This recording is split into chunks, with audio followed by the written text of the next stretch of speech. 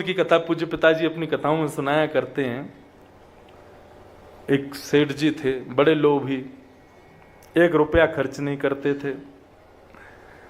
और जब कभी भी त्योहार आते थे तो अपनी पत्नी बच्चों को मायके भेज देते थे उनके, ताकि खर्चा ससुर जी का हो, मुझे ना करना पड़ जाए।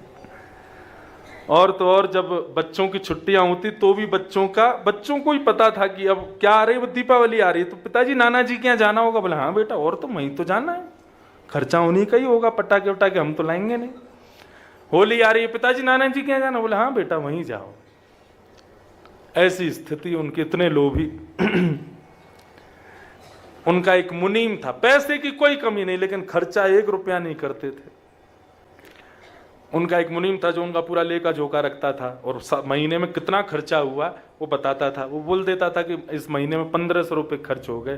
तो फिर मुनीम का सेठ जी कहते थे कि मैं तेरी तनख्वाह तुझे तब दूंगा जब तू अगले महीने में 1400 पे लेके आए, 100 रुपये और कम कर खर्चे में। इतने लोभी, 1 रुपया खर्च नहीं, धर्म के नाम पे तो बिल्कुल करते ही नहीं थे। एक दिन शरद पूर्णिमा थी, बच्चे सब नाना के यहाँ गए हुए थे। तो मुनीम जी सेठ जी से बोले, सेठ जी आज घर में हम और आप हैं, रोज घिया तोरई बनती है, छिलका वाली दाल बनती है, खा खा के थोड़ा मन भर गया है, आपकी आज्ञा हो तो आज कुछ बढ़िया बना लें। और पिछले महीने के हिसाब से खर्चा भी आपका 1200 पे आ गया है, 300 रुपया फायदे में चल रहे हो आप, कुछ बढ़िया बना लेते हैं। और क्या बनाओगे? बोले खीर बनाते हैं आज। बोले ठीक है बनाओ, तैयारी करो। अब तो महाराज खीर बनाई गई, खीर में बढ़िया चावल डाले, बढ़िया दूध मंगा करके बढ़िया डाला, केसर वो युक्त करके बहुत सुंदर खीर बनाई। सेठ जी को ये था कि वाह इतनी प्यारी खीर बनी है, कैसे भी करके ऐसा कुछ प्रयोजन बने कि ये इसको नहीं मिले खाने को, पैसा मेरा, मेहनत मेरी, तो फिर ये क्यों खाए, मुझे ही मिलनी चाहिए पूरी। सेठ जी बोले, मुनीम जी काम करते हैं। बोले कि आज शरद पूर्णिमा है, ऐसा सुना है चंद्रमा से अमृत टपकता है शरद पूर्णिमा को। बोले हाँ जी टपकता तो है। बोले एक छींके पर इस मटके को टांग दो, उसमें खीर रख दो, और रात्रि में ऊपर से चंद्रमा की प्रकाश में शायद हो सकता है अमृत की बूंद आ जाए, खीर हमारी और बढ़िया हो जाए, और फिर सुबह उठ करके इस खीर को खाएंगे। लेकिन शर्त एक है। बोले क्या? रात में दोनों सपना देखेंगे, जिसका सपना सबसे अच्छा हुआ खीर उसकी। मुनीम जी बोले, सेठ जी आप ही खा लो। मैं क्या, मुझे सपने अपने नहीं आते। वो नहीं नहीं नहीं, बिल्कुल नियम तो नियम है, उसी हिसाब से खाएंगे, सपना देखना पड़ेगा रात में अच्छा वाला, जिसका अच्छा सपना होगा वो सवेरे खीर खाएगा। मुनीम जी बोले, प्रभु क्यों जिद कर रहे हो, मैं कुछ और देख लूंगा, मैं तो, मुझे जरूरत भी नहीं, आप खा लो पूरी। बोले देखो मैं ना बहुत नियम का पक्का हूं, हिसाब से दूंगा तुमको, तुम्हारा सपना अच्छा हुआ तुमको मिलेगी, लेकिन मेरी हुई तो मेरे को मिलेगी। मुनीम जी बोले ठीक है, तो फिर रात में यही होने दो। रात में सेठ जी सो गए, मुनीम भी अपने कमरे में चला गया। मुनीम ने रात में सोचा, बोले खीर तो मिलनी नहीं है सवेरे, क्योंकि सेठ जी इतना ऊंचा सपना देख के आएंगे जो मेरी सोच से भी परे हो, खीर तो मिलनी नहीं है, तो क्या करें? तो बोले अब जो होगा सो सवेरे देखेंगे, खीर खा जाओ रात में। और मुनीम उठ करके गया, छींके से खीर उतारी, पूरी खीर खा गया, और खीर खा करके बिल्कुल चाट करके एक बूंद नहीं छोड़ी, उसको बर्तन को धो धा के बिल्कुल एक दाना उसमें ना रह जाए, और यथावत जहां टंगा था वहीं रख करके मुनीम सो गया। अब सुबह जो होगा सो देखा जाएगा। प्रातःकाल सुबह हुई, स्नान करके दोनों बैठ गए, छींके पे अभी खीर टंगी है ऊपर। मुनीम जी बोले, सेठ जी बोले, हाँ मुनीम जी बताओ, सपना देखा रात में? बोले अरे सेठ जी मैं क्या बताऊं, मैं तो बहुत बुरा सपना देखा। बोले मेरा बहुत अच्छा था। बोले आपने क्या देखा? बोले रात्रि में इंद्र आया था, स्वर्ग का स्वामी, देवताओं के साथ। बोले अच्छा। मेरे से बोला कि मैं तुम्हारे संपूर्ण जीवन के नियमों से बड़ा प्रसन्न हूं, तुम बड़े कट्टरवाद हो अपने नियमों के प्रति, धन की बड़ी रक्षा करते हो, सबसे इंद्र बड़े प्रसन्न हो गए। बोले अच्छा। बोले फिर क्या? इंद्र ने एक मखमली वो आया था विमान, उसको स्पर्श करने पर भी ऐसा अनुभव हो रहा था मानो कितना कितना कितना सुखद स्पर्श है इसका। उसमें बैठा करके अप्सराएं चमन डुरा रही थीं, और इंद्र आदि सब देवता जो है मृदंग आदि बजा करके मेरा मुखोल्लास कर रहे थे। बोले अच्छा। बोले फिर मैं गया, स्वर्ग में गया, स्वर्ग में मेरी पुष्पों से स्वागत किया गया, अप्सराएं नृत्य कर रही थी, सुंदर सुंदर वाद्य बजाए जा रहे थे, ऐसी सुंदर पवन वहां बह रही थी। फिर क्या हुआ? बोले फिर इंद्र ने मुझको अपनी गोद में बिठाया और स्वर्ग का एक दिन का मुझे राजा बना दिया। बोले फिर क्या मैं राजशाही जीवन जी रहा था, स्वर्ग का राजपाट सब देख रहा था, इतने में ही दिन हो गया और मेरी नींद खुल गई।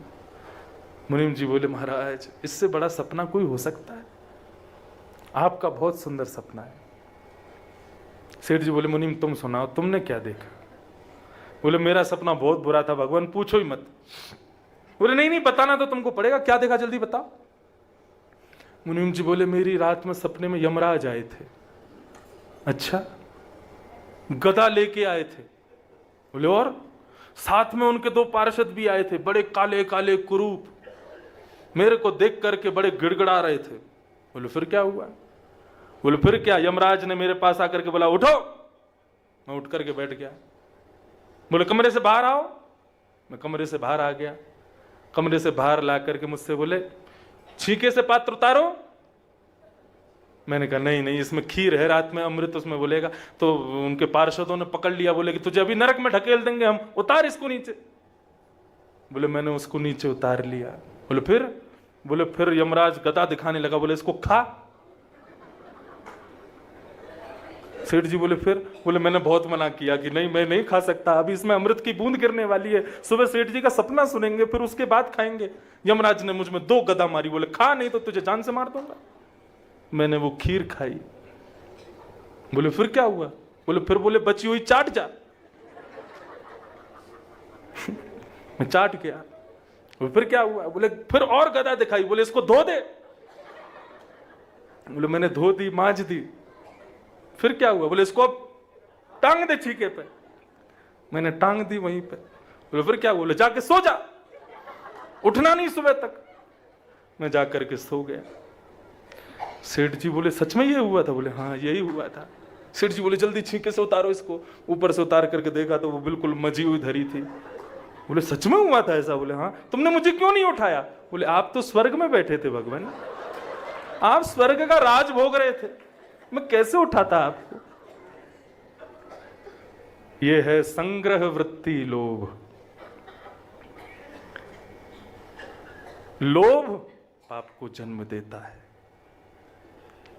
इसलिए धन के प्रति पुत्री भाव रखो, वो लक्ष्मी पुत्री मानो या गुरु स्वरूप मानो। देखो पुत्री बड़ी होने पर उसका विवाह किया जाता है और गुरु की सन्निधि में रहने पर गुरु के वचनामृतों का भी प्रचार किया जाता है, उसको दूसरों तक पहुंचाया जाता है। हमारे संप्रदाय में लक्ष्मी गुरु स्वरूप है, जितना हो सके लोगों तक उसको पहुंचाओ। धन का फल क्या है? धर्म। धनम च धर्मैक फलम यतो वै ज्ञानम सविज्ञान मनु प्रशांतम। क्या होगा? कितनी अच्छी बात कह रहे हैं। बोले जब धन का फल धर्म होगा ना तो उससे क्या होगा? जीवन में शांति आएगी। हम लोग भागते हैं सुख के पीछे, लेकिन भगवान गीता में कहते हैं मानव को सुख नहीं चाहिए, मानव को जीवन में शांति चाहिए। हमें लगता है कि हम सुख के लिए कर्म करें, भगवान कहते हैं सुख नहीं शांति। और शांति किससे मिलेगी? त्यागात शांति अनंतरम। जितना त्यागोगे, जितना स्वयं से दूर रखोगे, उतने ज्यादा शांत रहोगे। किसको? धन को, विषयों को, भोगों को। जितना संग रखोगे उतने अशांत रहोगे। तुमको सुख की जरूरत नहीं है, अति सुख भी कई बार हमें कष्ट दे देता है। हमें शांति की आवश्यकता है, और वो शांति किससे मिलेगी? जितना धन का दान करोगे, जितना धन को दूसरों को प्रदान करोगे, उतने जीवन में शांति बनी रहेगी। धन का फल धर्म है, और उससे क्या मिलेगा? बोले शांति प्राप्त होगी। और शांति से क्या होगा?